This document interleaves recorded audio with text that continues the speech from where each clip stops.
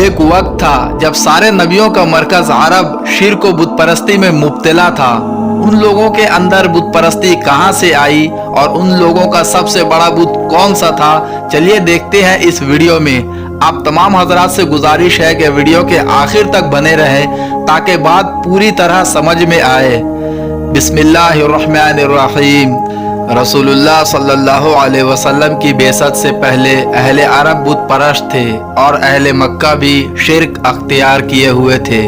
हालांकि ये हज़रत इब्राहीम अलैहिस्सलाम की औलाद थे जिन्होंने तौहीद की दावत दी और मक्का मुअज़्ज़मा में अल्लाह का घर खाना काबा बनाया।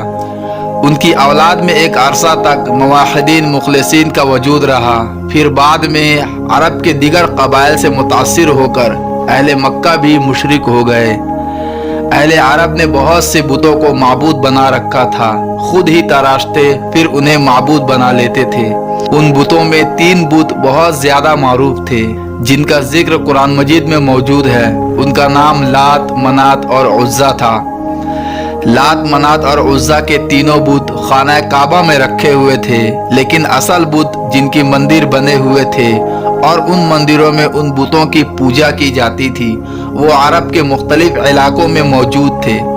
जिन बस्तियों में उन बुतों के मंदिर बने हुए थे उन बस्तियों के इर्द गिर्द के रहने वाले यहाँ आकर उन बुतों की इबादत करते थे, उनके चढ़ावे चढ़ाते, यहाँ तक कि उन बुतों के सामने जानवरों की कुर्बानी के मन्नतें पूरी की जाती।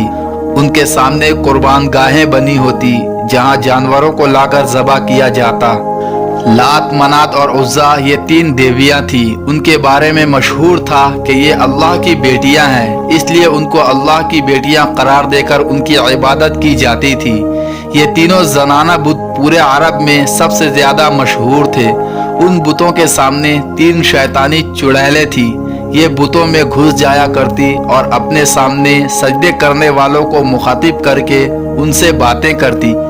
पूरी मुशरिकाना खुदाई का इब्राम इन तीनों बुतों पे खड़ा था। मुशरिकीन मक्का के मुताबिक लात का काम खुशहाली जरखेजी लाना था, यानी लात आवाम को खूबसूरती देता था। मनात मौत तकदीर को डील करता था। दूसरे लफ्जों में ये कह लें कि फैसला साजी का काम मनात के सुपर्द था और उज़्ज़ा सिया सफ़ेद का मालिक था। उज़्ज़ा दिन रात लाने का काम करता था। मुशरिकीन मक्का पूरी तरह इस जहालत के अंधेरे में डूबे हुए थे। फतहुल बारी में हजरत इब्ने अब्बास रज़ियल्लाहु अन्हु से नकल किया गया है कि लात ताइफ में था, इसकी बकरियां थी, आने जाने वालों को उनके दूध का हरीरा बनाकर खिलाता और सत्तू घोलकर पिलाता था, इस वजह से उसे लात कहा जाता था। जब वो मर गया तो अम्र बिन लही ने लोगों से कहा कि वो मरा नहीं बल्कि पत्थर के अंदर दाखिल हो गया है, लिहाजा लोग इसकी इबादत करने लगे। लात एक सफेद पत्थर था जिस पर कबा बना रखा था, इस पर गलाफ चढ़ाए जाते थे। इसके आसपास की जगह मिसल हरम की हुर्मत व बुजुर्गी वाली जानते थे। ये बुदकदा अहले ताइफ का था। कबीला सकीफ इसका पुजारी और इसका मुतवल्ली था। मक्के और मदीने के दरमियानी रास्ते कदीद के पास मनात था। कबीला खज़ाआ, अवस और खजरज दौर जाहिलियत में इसकी बहुत अजमत करते थे। यहीं से एहराम बांधकर वो हज बैतुल्लाह के लिए जाते थे। पूरे अरब में लात, मनात और उज़्ज़ा को सबसे ज़्यादा माना जाता था, लेकिन उन तीनों में सबसे ज़्यादा जिसे बुलंद मकाम हासिल था उसका नाम उज़्ज़ा था। उज़्ज़ा का बुत वादी नखला में सौक़ अक्काज़ के करीब एक बस्ती में बना हुआ था। ये वही मकाम है जिसके करीब जिन्नात की एक जमात ने नबी करीम सल्लल्लाहु अलैहि वसल्लम से मुलाकात की और आप सल्लल्लाहु अलैहि वसल्लम ने उनको दावत इस्लाम देकर मुसलमान किया था। यहाँ उज़्ज़ा के बुत का एक शानदार मंदिर बनाया गया था। मंदिर के सामने थोड़े फासले पर बबूल के 3 दरख्त थे। बबूल के उन दरख्तों पर उज़्ज़ा का बसेरा था। इस बारे में किसी को इल्म नहीं था कि वो उज़्ज़ा बुत जिसकी पूजा की जाती है एक शैतानी ताकत थी जो उन दरख्तों पर रहती थी जो उसी के मंदिर के करीब थे।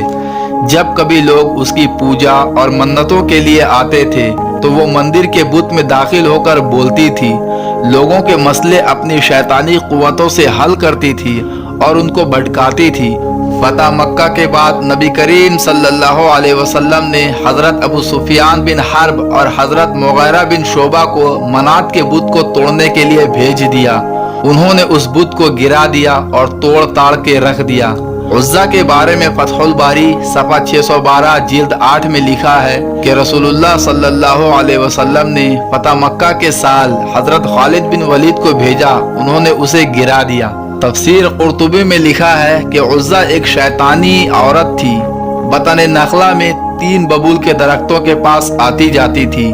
رسول اللہ صلی اللہ علیہ وسلم نے حضرت خالد بن ولید کو بھیجا اور بتلایا کہ بطن نخلا میں جاؤ، وہاں ببول کے 3 درخت ہیں، ان درخت کو کاٹ دو۔ انہوں نے اس کو کاٹ دیا۔ جب وہ تیسرے درخت کے پاس آئے اور اسے کاٹ دیا تو ایک حبشی عورت کو دیکھا جو اپنے بال پھیلائے ہوئے تھی اور اپنے ہاتھوں کو مونڈے پر رکھے ہوئے تھی اور اپنے لمبے لمبے دانتوں کو گھما رہی تھی۔ اس کے پیچھے اس کا مجاور بھی تھا۔ حضرت خالد بن ولید رضی اللہ عنہ نے اس شیطان عورت کے سر پر ضرب ماری اور اس کا سر پھاڑ دیا اور مجاور کو قتل کر دیا۔ واپس آ کر پورا واقعہ عرض کر دیا۔ آپ صلی اللہ علیہ وسلم نے فرمایا، یہی عورت عزا تھی، آج کے بعد کبھی بھی اس کی عبادت نہیں کی جائے گی۔ محترم دوستوں، آپ لوگوں کو یہ ویڈیو کیسی لگی ہمیں کمنٹ باکس میں ضرور بتائیں، اور ویڈیو کو لائک کریں اور چینل کو سبسکرائب کر کے ہمارا حوصلہ افزائی کریں تاکہ آپ لوگوں کے سامنے ہم مزید بہتر سے بہتر ویڈیو پیش کر سکیں۔ السلام علیکم۔